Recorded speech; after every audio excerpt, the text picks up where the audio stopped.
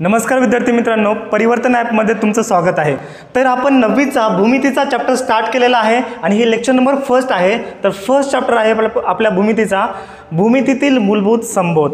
तर याला इंग्लिशमध्ये म्हणतात बेसिक कॉन्सेप्ट इन जॉमेट्री। याला इंग्लिशमध्ये काय म्हणतात? Basic concept in geometry. Geometry म्हणजे काय?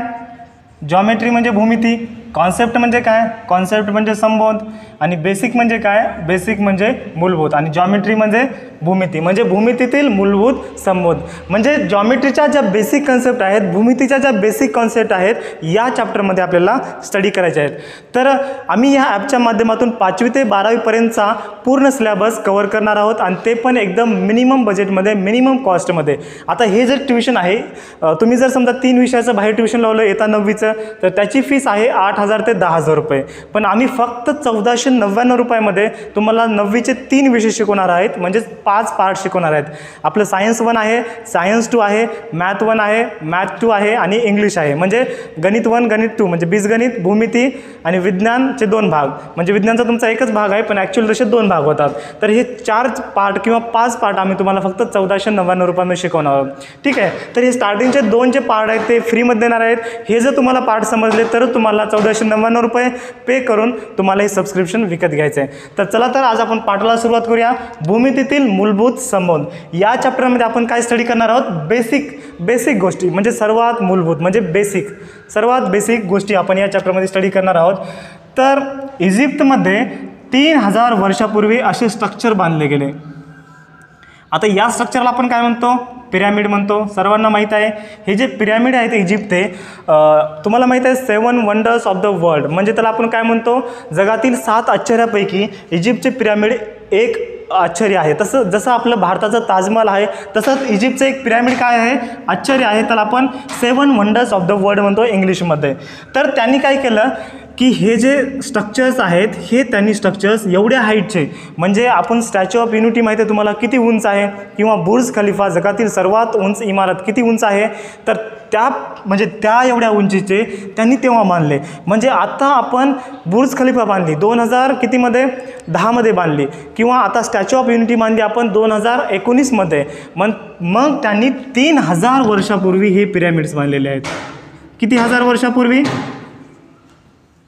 3000 वर्षापूर्वी, आणि ते पण इसवी सन पूर्व। इसवी सन पूर्वचा अर्थ काय होतो? इसवी सन पूर्वी म्हणजे काय? हे आताचे 2020 वर्षे आणि पहिले 3000 वर्षे।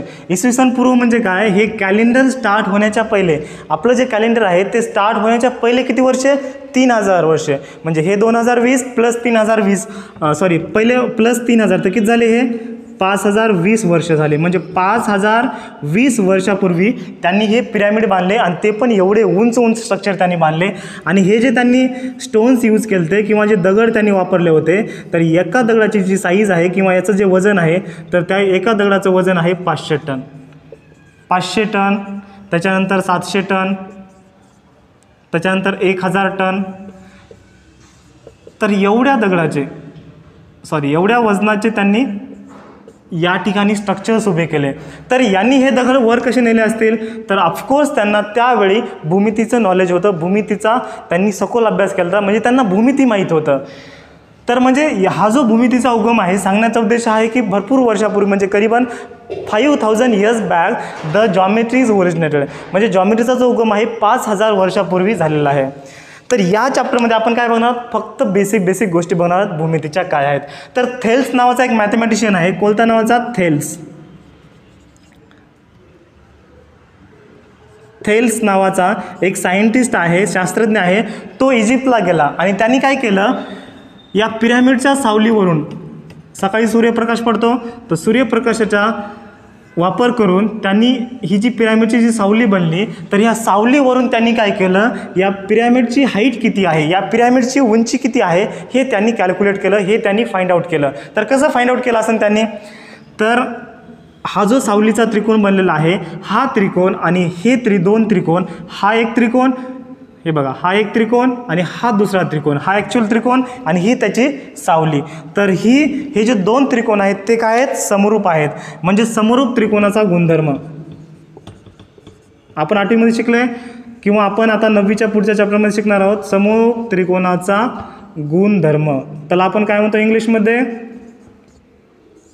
प्रॉपर्टी ऑफ सिमिलर ट्रायंगल, म्हणजे समरूप त्रिकोणाचा गुणधर्म. याचा त्यांनी वापर करून त्यांनी पिरॅमिडची त्यांनी हाईट फाइंड आउट केली, उंची किती आहे हे त्यांनी कॅल्क्युलेट केलं, तेव्हा केलं. तर या चॅप्टरमध्ये आपण आता बघणार आहोत, हे झालं बेसिक. तर या चॅप्टरमध्ये आपण बघणार आहोत बिंदू, रेषा आणि प्रतल. त्याला आपण इंग्लिशमध्ये काय म्हणतो? Point, line and the plane. सर्वांना समजत आहे? ओके. तर आपला फर्स्ट पॉईंट आहे याच्यामध्ये पॉईंट. फर्स्ट पॉईंट काय आहे? पॉईंट आहे. त्याला आपण मराठीत काय म्हणतो? बिंदू म्हणतो. बिंदू, रेषा आणि प्रतल. प्रतल म्हणजे काय? प्लेन. प्रतल. आता याला इंग्लिशमध्ये काय म्हणायचं? या ठिकाणी थोडं लक्ष द्या. इंग्लिशमध्ये याला म्हणतात पॉईंट. याला काय म्हणतात? बिंदूला पॉईंट. रेषाला काय म्हणतात? लाईन, सर्वांना माहीत आहे. आणीला काय म्हणतात? अँड म्हणतात. आणि प्रतलला काय म्हणतात? प्लेन म्हणतात. प्लेन म्हणजे एरोप्लेन नाही, हा प्लेन वेगळा. ओके. तर आता बिंदू म्हणजे काय? जसं की आपण संख्याची व्याख्या करत नाही. संख्या म्हणजे काय? 1 2 3 4 5. पण संख्या म्हणजे नेमकं काय मला सांगा बरं? संख्येची आपण जशी व्याख्या करत नाही तशीच आपण बिंदू, रेषा आणि प्रतलची पण व्याख्या करत नाही. पण बिंदू म्हणजे काय? बिंदू म्हणजे काय? एक पॉईंट. हा एक बिंदू आहे, हा मोठा बिंदू आहे, हा छोटा बिंदू आहे. ठीक आहे. बिंदू म्हणजे काय? ज्याला की डायमेन्शन नाही, म्हणजे ज्याला लांबी नाही, ज्याला उंची नाही आणि ज्याला जाडी नाही. म्हणजे आता मला सांगा, या बिंदूची उंची किती आहे आपण फाइंड आउट करतो का किंवा कॅल्क्युलेट करतो का? नाही. म्हणजे या बिंदूला काय असते? हाईट 0 असते, नंतर लांबी 0 असते आणि त्याची जी ब्रेड्थ आहे किंवा जी आपण ज्याला जाडी म्हणतो, आपण त्याला बी कन्सिडर करूया, त्याची जी जाडी आहे ती पण काय आहे? 0 आहे. म्हणजे बिंदूचं काय होतं? हाईट पण 0 असते, लांबी पण 0 असते आणि त्याची जाडी पण 0 असते बिंदूमध्ये. आता रेषा म्हणलं की काय करायचं? रेषा म्हणलं की ऑलवेज सरळ रेषा. रेषा म्हणलं की काय? आपण त्याला इंग्लिशमध्ये काय म्हणतो? लाईन म्हणतो. रेषा म्हणजे काय? ऑलवेज स्ट्रेट लाईन, म्हणजे ऑलवेज सरळ रेषा आपण त्याला ड्रॉ करतो. आता ही सरळ आहे, ही भलेही तिरपी असली तरी ही काय आहे? सरळ आहे. ही काय आहे? सरळ आहे. ही पण काय आहे? सरळ आहे. ही काय आहे? सरळ आहे. तर रेषा म्हणलं की काय करायचं? एक सरळ लाईन मारायची, त्याला आपण रेषा म्हणतो. आता प्रतल म्हणजे काय? ज्याला आपण प्लेन म्हणतो. प्रतल म्हणजे 2 डायमेन्शनल. 2 डायमेन्शनल म्हणजे काय? हे बघा, या ठिकाणी हे 2 ॲक्सिस आहेत. हे एक्स ॲक्सिस आहे आणि हा वाय ॲक्सिस आहे. बरोबर आहे? सर्वांना माहीत आहे. हा एक्स ॲक्सिस आहे आणि हा वाय ॲक्सिस आहे. तर याच्यामध्ये ज्याच्यामध्ये 2 ॲक्सिस आहेत त्याला आपण प्लेन म्हणतो. एक्स असेल, वाय असेल किंवा वाय असेल, झेड असेल, एक्स असेल किंवा झेड असेल. तर याच्यामध्ये काय होतं? हाईट असते, लेंथ असते आणि ब्रेड्थ काय असते? 0 असते. हाईट याची समजा 2 सेंटीमीटर आहे आणि लेंथ याची किती आहे? 5 सेंटीमीटर आहे. पण याची ब्रेड्थ काय आहे? 0 आहे. अशा ऑब्जेक्टला आपण काय म्हणतो? प्लेन म्हणतो. तर जसं की उदाहरणार्थ आपण बघितलं, आता हा मार्कर पेन आहे. या मार्कर पेनला लांबी आहे म्हणजे एल आहे. या मार्कर पेनला उंची आहे, ही बघा उंची आहे म्हणजे एच आहे. पण याला जाडी आहे का? हो, याला जाडी पण आहे. हा एवढा जाड आहे. मग हा 3D आहे का? हा प्लेन आहे का? नाही, हा 3D ऑब्जेक्ट आहे. तर प्लेन म्हणजे काय असतो? 2D object. त्याला आपण काय म्हणतो? 2D ऑब्जेक्ट इंग्लिशमध्ये. बरोबर आहे? 2D म्हणजे काय? 2 डायमेन्शनल. सर्वांना समजलं? बिंदू काय असतं, रेषा काय असतं आणि प्रतल काय असतं. ठीक आहे. तर याला एकदा नोट डाऊन करा. तर विद्यार्थी मित्रांनो, पुढचा जो आपला पॉईंट आहे तो आहे बिंदूचे निर्देशक व अंतर. आता बिंदूचे निर्देशक व अंतर म्हणजे काय? त्याला आपण इंग्लिशमध्ये काय म्हणतो? Coordinate point. Coordinate point and distance. आणि काय? डिस्टन्स. डिस्टन्स म्हणजे काय? अंतर. कोऑर्डिनेट म्हणजे काय? निर्देशक. आणि पॉईंट म्हणजे काय? बिंदू. तर बिंदूचे निर्देशक व अंतर याला काय म्हणायचं? Coordinate point and distance. Okay. तर आता बिंदूचे निर्देशक म्हणजे काय? आता ही बघा, ही आहे तुमची निर्देशक लाईन किंवा आपण त्याला निर्देशक रेषा म्हणतो किंवा कोऑर्डिनेट लाईन म्हणतो. तर याच्यावर एक 0 पॉईंट असतो. हा 0 पॉईंट आहे. हे 1 2 3 4 5. ओके. हा -1 असतो, हा -2 असतो, हा -3, -4 आणि -5. बरोबर आहे. तर आता या लाईनमध्ये म्हणजे निर्देशक लाईनवर म्हणजे निर्देशक रेषा, आपण याला काय म्हणायचं, निर्देशक रेषा. तर निर्देशक रेषावर एक पॉईंट असतो 0. तर 0च्या जे उजव्या बाजूचे जे अंक आहेत ते असतात पॉझिटिव्ह. पॉझिटिव्ह म्हणजे काय, प्लसवाले, म्हणजे हे काय असतात, प्लस असतात. त्याला आपण काय म्हणतो, धनसंख्या म्हणतो. बरोबर आहे. मराठीमध्ये त्याला आपण धनसंख्या म्हणतो, त्याला आपण पॉझिटिव्ह म्हणतो किंवा मग प्लस म्हणतो. प्लस सर्वांना लक्षात येते. मग हे जे 0च्या राईट हँड साईडचे आहेत, राईट हँड साईड म्हणजे उजवी बाजू, तर राईट हँडचे जे संख्या आहेत किंवा जे डिजिट आहेत ते काय असतात, ऑलवेज पॉझिटिव्ह असतात. आणि 0च्या लेफ्ट साईडचे काय असतात, ऑलवेज नेगेटिव्ह. ऑलवेज नेगेटिव्ह म्हणजे ऋण असतात. तर या ठिकाणी आपण एक पॉईंट कन्सिडर करूया. ए हा बी आहे, हा सी आहे आणि हा डी पॉईंट आहे. आता पुस्तकात दुसरे वेगळे कन्सिडर केलेले आहेत, तुम्ही या ठिकाणी कोणते पण नाव देऊ शकता. तर या ठिकाणी मला सांगा बीचा निर्देशक किती आहे. बीचा निर्देशक किती म्हणजे काय, बीची किंमत किती. बीची या ठिकाणी किंमत किती आहे, 3 आहे. ती पण काय आहे, +3 आहे. म्हणजे बीचा निर्देशक किती आहे, या ठिकाणी तुम्हाला असं लिहायचं आहे, बीचा निर्देशक 3 हा आहे. बीचा निर्देशक किती आहे, 3 आहे. तसं एचा निर्देशक किती आहे, एचा 1 आहे. एचा निर्देशक म्हणजे कळलं तुम्हाला, निर्देशक म्हणजे त्याची किंमत. या निर्देशक लाईनवर किंवा या कोऑर्डिनेट लाईनवर याची किंमत किती आहे ते म्हणजे त्याचा काय झाला, निर्देशक. तर एची किंमत किती आहे, 1 आहे. तर एचा निर्देशक किती आहे, 1 हा आहे. सर्वांना लक्षात येतं. ओके. तर आता मला सांगा सीचा निर्देशक किती आहे. सीचा निर्देशक काय आहे, -2 आहे किंवा -2 आहे. तसंच या ठिकाणी तुम्हाला लिहायचं आहे सीचा निर्देशक किती आहे, सीचा निर्देशक -2 हा आहे. किती सोपं आहे बरं, सर्वांना लक्षात येते. तर अशाच प्रकारचे जे एक्झाम्पल आहेत, अशाच प्रकारचे आपल्याला एक्झाम्पल पुढे सॉल्व करायचे म्हणजे काय, सोडवायचे आहेत. ओके. तर डीचा निर्देशक किती येईल, कोण सांगेल, चला हा तुम्हाला होमवर्कसाठी देणार आहे. तर डीचा निर्देशक किती, तर डीचा निर्देशक किती हे तुम्ही होमवर्कला करून आणा उद्या. ओके. तर याच्यामध्ये आपण हे शिकलं बिंदूचे निर्देशक म्हणजे कोणत्या पण पॉईंटचा निर्देशक किती आहे हे कसं फाइंड आउट करायचं, हे कसं आपल्याला पाहता येईल हे आपण शिकलं. तर याच्यानंतर आपण शिकूया अंतर. आता या 2 पॉईंटमध्ये किती अंतर आहे, तर कोण सांगेल मला, या ए बी पॉईंटमध्ये किती अंतर आहे. तर याला आपल्याला लिहायचं आहे डिस्टन्स ए बी.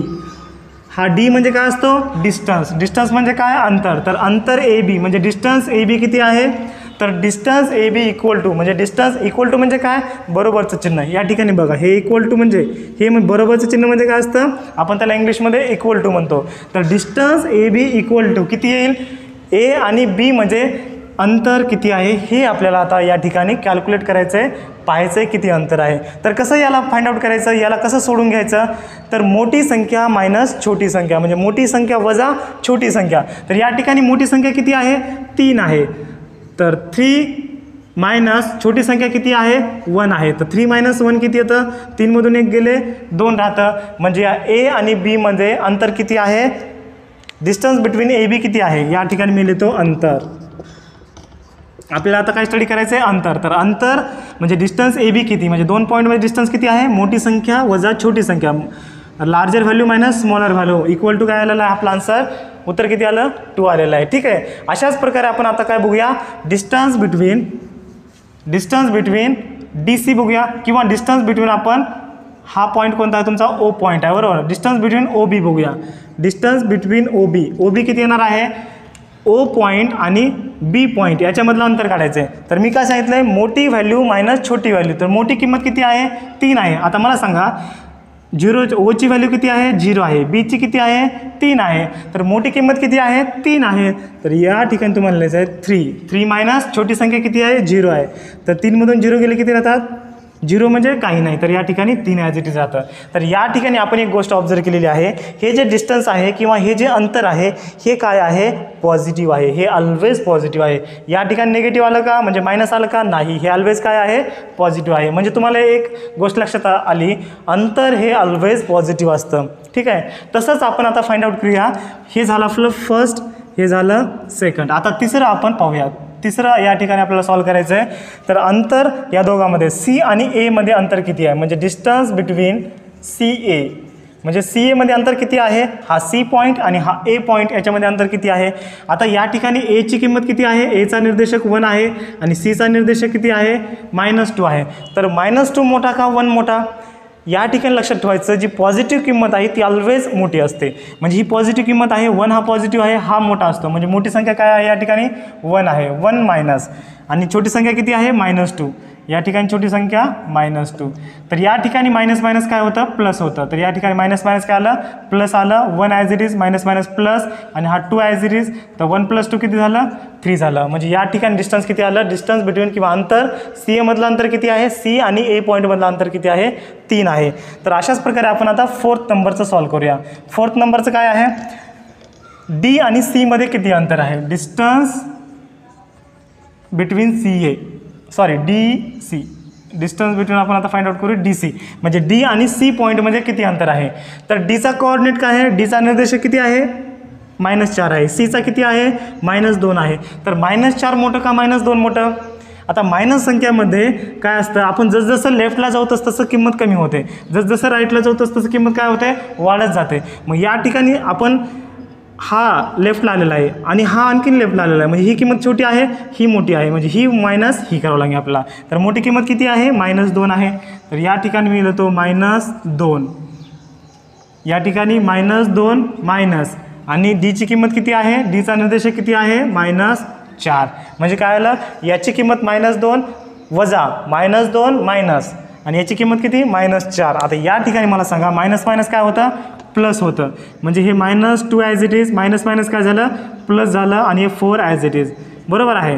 तर आता या ठिकाणी मला सांगा, 4मधून 2 गेले किती राहतात, म्हणजे +4 - 2 किती राहतात, +2 राहतात. म्हणजे 4मधून 2 गेले, 2 झाले, आणि मोठ्या संख्येचे चिन्ह प्लस. ठीक आहे. या ठिकाणी तुम्ही एक गोष्ट ऑब्झर्व केली, हे 3, 2, 3 आणि हे 2 हे काय आहेत, ऑलवेज पॉझिटिव्ह आहेत. म्हणजे जे अंतर असतं ते काय असतं, ऑलवेज पॉझिटिव्ह असतं. सर्वांना समजलं. तर याचा एक स्क्रीनशॉट घ्या. तर विद्यार्थी मित्रांनो, आता जो पुढचा आपला कॉन्सेप्ट आहे तो आहे दरम्यानता. दरम्यानता याला इंग्लिशमध्ये काय म्हणतात बरं, कोण सांगेल, दरम्यानताला इंग्लिशमध्ये काय म्हणतात, याला म्हणतात बिटवीननेस. बिटवीननेस. आता तुम्ही इंग्लिशमध्ये शिकलाय, बिटवीन म्हणजे काय, मध्ये, आणि दरम्यान म्हणजे काय, मध्ये. म्हणजे 2 पॉईंटमध्ये किंवा 2 सिटीमध्ये एखादी सिटी असणे. आता या ठिकाणी मी पुणे घेतोय, हा पुणे आहे आणि हे मुंबई आहे. तर आता मुंबई आणि पुणेमध्ये काय आहे, मुंबई आणि पुणेमध्ये कोणतं गाव आहे, पनवेल आहे. म्हणजे पनवेल काय आहे, पनवेल हे पुणे आणि मुंबईच्या दरम्यान आहे. म्हणजे काय आहे, बिटवीन आहे. आता कोणतं सोपं, दरम्यान सोपं का बिटवीन सोपं, आपल्याला बिटवीन सोपं वाटतं, कारण इंग्लिश सोपं वाटतं ना. बिटवीन काय आहे, बिटवीन म्हणजे मध्ये, आपण इंग्लिशमध्ये शिकले, सर्वांनी शिकले. आणि दरम्यान म्हणजे काय, ते पण मध्ये. मग दरम्यान म्हणजेच काय, बिटवीन म्हणजे काय, मध्ये. तर या ठिकाणी पनवेल हे, पनवेल सिटी ही मुंबई आणि पुणेच्या दरम्यान आहे. म्हणजे काय, बिटवीन आहे. त्याला आपण इंग्लिशमध्ये काय म्हणतो, Panvel is in between Pune and the Mumbai. Okay, सर्वांना समजलं. तर या ठिकाणी आता आपल्याला 3 पॉईंट आहेत आणि 3 एकरेषीय पॉईंट आहेत. एकरेषीय पॉईंट म्हणजे एकाच रेषेमध्ये असणारे. सपोज आपण हा P, Q आणि R हे 3 पॉईंट आहेत.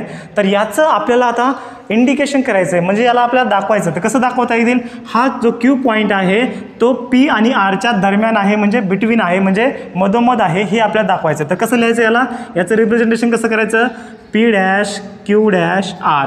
P dash Q dash R म्हणजे हा जो Q पॉईंट आहे तो P आणि Rच्या दरम्यान आहे, म्हणजे मध्ये आहे, मध्यभागी आहे. तसंच आपण समजा या ठिकाणी लिहिलं.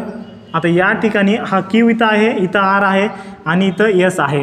तर या ठिकाणी काय आहे, R पॉईंट हा मध्ये आहे. म्हणजे कसं लिहायचं, Q dash R dash S. म्हणजे जो मधला पॉईंट आहे तो काय आहे, मध्ये आहे. हा कडीचा पॉईंट कडे आहे आणि हा जो पॉईंट आहे हा कडीला आहे. म्हणजे याचं जे इंडिकेशन आहे, याचं रिप्रेझेंटेशन आहे ते कसं करायचं, जो पॉईंटमध्ये आहे तो मध्ये लिहायचा आणि त्याच्या 2 बाजूंना डॅश द्यायचे. म्हणजे Q dash R dash S असं लिहायचं. ठीक आहे, सर्वांना समजलं दरम्यानता. तर या ठिकाणी आता हा R पॉईंट किंवा हा Q पॉईंट हा P आणि Rच्या इन बिटवीन आहे किंवा दरम्यानमध्ये आहे. हे कसं आता शोधायचं. आता या ठिकाणी बघा, या ठिकाणी एक लॉजिक आहे, मी तुम्हाला सांगतो. जर याची लांबी आणि याची लांबी जर याच्या लांबी एवढी असेल, मी काय सांगितलं हे बघा, याची लांबी पी क्यूची लांबी जर 4 असेल आणि क्यू आरची लांबी जर 3 असेल आणि ह्या पी आणि आर या दोघांमधली जी लांबी आहे ती या दोघांच्या बेस एवढी आली म्हणजे 4 आणि 3 7 जर आली तर हा क्यू पॉईंट काय आहे, पी आणि आरच्या दरम्यान आहे, म्हणजे मधोमध आहे, म्हणजे बिटवीन आहे. समजलं सर्वांना? समजलं का सर्वांना?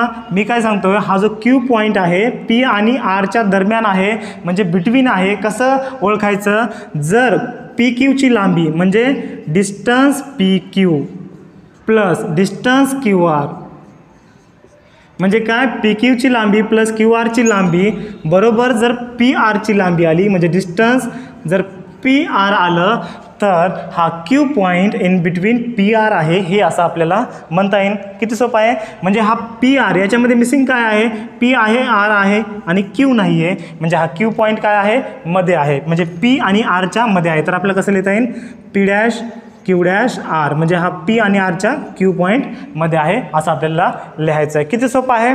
अशाच प्रकारे आपल्याला सराव संच 1.1 सॉल्व करायचा आहे, सोडून घ्यायचं आहे. तर त्याच्या अगोदर पुस्तकामध्ये ज्या ॲक्टिव्हिटी दिलेल्या आहेत ह्या ॲक्टिव्हिटी आपण सॉल्व करून घेऊया. हे सर्वांना समजलं? याचा एक स्क्रीनशॉट घ्या. तर विद्यार्थी मित्रांनो, पेज नंबर 4 मध्ये 3 ॲक्टिव्हिटी दिलेल्या आहेत, हे आता आपण बघूया. तर याच्यामध्ये जी फर्स्ट ॲक्टिव्हिटी आहे ती मी वाचतो. शेजारील आकृतीत तुम्ही स्क्रीनवर पण बघू शकता, शेजारील आकृतीत दिलेले ABC हे बिंदू एकरेषीय आहेत का, हे दोरी ताणून धरून तपासा. ते एका रेषेत असल्यास कोणता बिंदू इतर 2 बिंदूच्या दरम्यान आहे ते लिहा.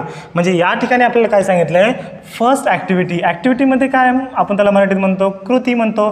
तर पहिली जी कृती आहे, फर्स्ट कृती त्यांनी काय दिली आहे, हा पॉईंट ए, हा पॉईंट बी आणि हा जो पॉईंट आहे तो सी आहे आणि हे जे 3 पॉईंट आहेत ए बी सी ते एक रेषीय आहेत का नाही ही आपल्याला तपासायचं. आता कसं तपासायचं, दोरी घ्यायची. आता दोरी माझ्याकडे नाही आहे पण माझ्याकडे काय आहेत, मार्कर आहे. तर मी मार्कर इथं ठेवतो, बरोबर आहे, हे एका रेषेत आहेत आणि हे पण एका रेषेत आहेत. म्हणजे या ठिकाणी काय येईल, मी जर इथून अशी लाईन मारली स्केलच्या साहाय्यानं तर हे 3 पॉईंट काय येतील, एका रेषीय येतील. तर हे 3 पॉईंट काय आहेत, एक रेषीय आहेत. म्हणजे बिंदू ए कॉमा बी कॉमा सी हे एक रेषीय आहेत, एक रेषीय आहेत आपल्याला असं म्हणता येईल. आणि जर असतील तर त्या ठिकाणी त्याच्यामधला बी पॉईंट आहे तो काय आहे, दरम्यान आहे. म्हणजे कोणता पॉईंट दरम्यान आहे हे आपल्याला शोधायचं आहे. तर कोणता आहे दरम्यान, हा बी पॉईंट. दरम्यान म्हणजे काय, बिटवीन पॉईंट म्हणजे मधला पॉईंट कोणता आहे, बी पॉईंट आहे. तर त्याला कसं लिहायचं, A dash B dash C dash लिहायचं, कारण बी काय आहे, मध्ये आहे, दरम्यान आहे. ठीक आहे. अशा प्रकारे आपण कृती 1 सॉल्व केलेली आहे. तर आता आपण वळूया कृती 2कडे. तर तुमच्या स्क्रीनवर तुम्ही दुसरी कृती बघू शकता. शेजारील आकृतीत दिलेले पी क्यू आर एस हे 4 बिंदू आहेत, त्यापैकी कोणते 3 बिंदू एकरेषीय आहेत व कोणते 3 बिंदू एकरेषीय नाहीत ते तपासा. एकरेषीय असणाऱ्या 3 बिंदूमधील दरम्यानता लिहा. तर या ठिकाणी 2nd नंबरच्या ॲक्टिव्हिटीमध्ये आपल्याला काय दिलेलं आहे, 4 बिंदू दिलेले आहेत. कोणकोणते आहेत, पी, हा पी इथं आहे, हा आर इथं आहे आणि हा यस इथं आहे. ओके. आणि क्यू बिंदू कुठं आहे, क्यू बिंदू इथं आहे. तर कोणते 3 बिंदू एकरेषीय आहेत, हे बघा, हे पी क्यू आपण इथून जर लाईन मारली अशी तर हे 3 बिंदू काय आहेत, एका रेषेमध्ये येतात. म्हणजे पी आर आणि यस हे काय आहेत, एकरेषीय आहेत. म्हणजे पी आर आणि हे आर आहे लक्षात घ्या, पी आर आणि यस हे एकरेषीय आहेत. आता हेच काय एकरेषीय, तुम्ही जर हे 3 बिंदू जर जोडले, क्यू आर यस एकरेषीय आहेत का, किंवा पी क्यू आर एकरेषीय आहेत का, नाहीत. तर कोणकोणते आहेत, फक्त पी आर आणि यस हेच एकरेषीय आहेत. आणि बाकीचे कोणते 3 एकरेषीय आहेत, किंवा आपण त्याला काय म्हणतो मराठीत नॉन रेषीय, याला काय म्हणतो आपण एकरेषीय. आणि कोणते 3 नॉन रेषीय नाहीत म्हणजे एकरेषीय नाहीत. तर कोणकोणते आहेत, हे बघा, पी आर यस हे पण एकरेषीय नाही म्हणजे आपण अशी लाईन मारतो, हे पण नाही आहे. नंतर पी क्यू आर हे पण नाही आहे. आणि दुसरा कोणता आहे, पी क्यू आणि यस हे पण नाही आहे. म्हणजे या ठिकाणी 3 नॉन रेषीय कोणते आहेत, नैक रेषीय आपण त्याला म्हणतो. पहिला कोणता आहे, पी क्यू आर, म्हणजे पी क्यू आर, नंतर पी क्यू आर, नंतर पी क्यू यस, म्हणजे पी क्यू यस आणि क्यू आर यस. आणि कोणते, क्यू RS हे जे 3 बिंदू आहेत, हा फर्स्ट, हा सेकंड, हा थर्ड, म्हणजे हे 3 सेट आहेत. हे 3 सेट काय आहेत? नॉन रेषीय आहेत, म्हणजे त्याला आपण नैक रेषीय म्हणतो. ठीक आहे, त्याला आपण इंग्लिशमध्ये काय म्हणतो? नॉन कोलिनियर म्हणतो. एक रेषेला इंग्लिशमध्ये काय म्हणायचं? कोलिनियर म्हणायचं. ओके, आणि नॉन कोलिनियरला नैक रेषीय म्हणायचं. ठीक आहे, तर ज्या ठिकाणी आपल्याला नंतर विचारलं आहे एकरेषीय असणाऱ्या 3 बिंदूमधील दरम्यानता पहा. म्हणजे जे 3 बिंदू एकरेषीय आहेत, हे बघा P, R आणि S हे एकरेषीय आहेत, एका रेषेमध्ये आहेत. तर याच्यामध्ये दरम्यान पॉईंट कोणता आहे? हा R पॉईंट आहे. तर या ठिकाणी तुम्हाला कसं लिहायचं आहे? P', R', S, म्हणजे R काय असला पाहिजे? डॅशच्या मध्ये आला पाहिजे. म्हणजे R पॉईंट हा P आणि Sच्या दरम्यान आहे असं आपल्याला म्हणता येईल. ठीक आहे, सर्वांना सेकंड ॲक्टिव्हिटी समजली. तर आता आपण वळूया थर्ड नंबरच्या ॲक्टिव्हिटीकडे. तर थर्ड नंबरची कृती काय दिलेली आहे? ॲक्टिव्हिटी काय दिलेली आहे? कवायतीसाठी मुलांना सरळ ओळीमध्ये उभे राहण्यास सांगितले आहे. प्रत्येक ओळीतील मुले सरळ रेषेत आहे का हे कसे तपासाल? आता तुम्ही सकाळी सकाळी जेव्हा परिपाठाला सुरुवात करतात तेव्हा एका रेषेमध्ये आहेत मुलं, कसे चेक करायचे? सर्वात पहिल्या मुलाच्या समोर थांबायचं आणि त्यांची जर एक रेषेमध्ये येत असतील तर ते काय आहेत? सरळ लाईनीमध्ये आहेत. म्हणजे काय, एका रेषेमध्ये जर येत असतील तर ते सरळ लाईनीमध्ये आहेत, हे आपल्याला चेक करता येईल. त्याच्यानंतर चौथ्या नंबरची ॲक्टिव्हिटी आहे प्रकाश किरण एका सरळ रेषेत जातात हे तुम्ही कसे पडताळले होते? आधीच्या इयत्तेत केलेला विज्ञान प्रयोग आठवा. तर जे प्रकाश किरण आहेत म्हणजे लाईट रेज त्याला आपण इंग्लिशमध्ये म्हणतो, तर लाईट रेज एका सरळ रेषेमध्ये आहेत. ते आपण कसं बघितलं? या ठिकाणी बघा, खिडकीतून जेव्हा लाईट रेज येतो किंवा वरच्या ज्या एखादा होल असेल पत्राला वगैरे, तर जेव्हा पत्रातून लाईट रेज असा येतो तो आपल्याला काय वाटतो? असा सरळ रेषेमध्ये वाटतो. ठीक आहे, म्हणजे फक्त एवढ्याच जागेमधून जेव्हा लाईट रेज येतात ते लाईट रेज आपल्याला असे या ठिकाणी दिसतात. हे काय आहेत? पूर्ण लाईट रेज आहेत. लाईट रेज म्हणजे आपण त्याला काय म्हणतो?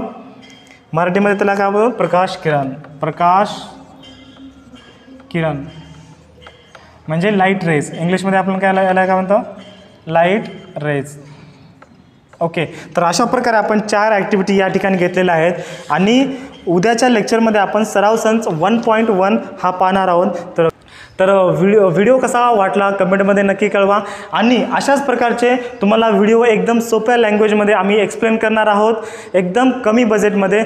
तर हे सबस्क्रिप्शन पप्पांना सांगायचं की 1499 रुपयामध्ये विकत घ्यायचं आहे. 1499 रुपये काही जास्त फीस नाही आहे.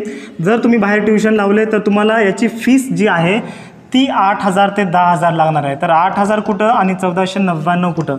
मी सांगतो, हे जर सबस्क्रिप्शन तुम्ही विकत घेतलं तर तुम्हाला बाहेर ट्युशन लावायची आवश्यकता नाही आहे. आणि मॅथची गॅरंटी आणि इंग्लिश म्हणजे 3 विषयाची मी गॅरंटी देतो, तुम्हाला आउट ऑफ मार्क भेटू शकतात. तर धन्यवाद.